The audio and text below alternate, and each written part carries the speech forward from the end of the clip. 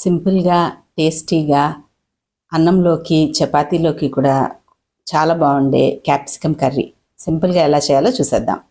కడాయిలో కొంచెం ఆయిల్ వేయండి. తర్వాత తాలింపు గింజలు, అలాగే సన్నగా తరుక్కున్న ఉల్లిపాయలు. సన్నగా తరిగితే తొందరగా వేగిపోతాయి. అవి వేగంగానే సన్నగా కట్ చేసి పెట్టుకున్న క్యాప్సికమ్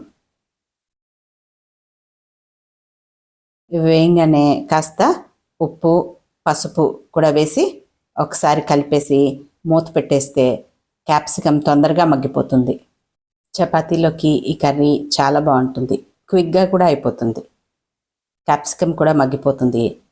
దీనిలోకి ఇప్పుడు కొంచెం కారం, కొంచెం ధనియాల పొడి, కొంచెం జీలకర్ర పొడి, దీంతోపాటు కాస్త నువ్వులు, పల్లీలు గ్రైండ్ చేసుకుని ఆ పౌడరు అంతా కూడా పూర్తిగా కలిసేటట్టు కలుపుకుందాం. ఇంకా పెద్దగా వేగక్కర్లేదు.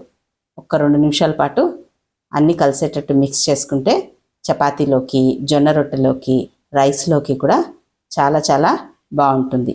ఒకసారి మీరు కూడా ట్రై చేయండి. ఇంకా ఇలాంటి సింపుల్ రెసిపీస్ కోసం ప్లీజ్ సబ్స్క్రైబ్. Thank you.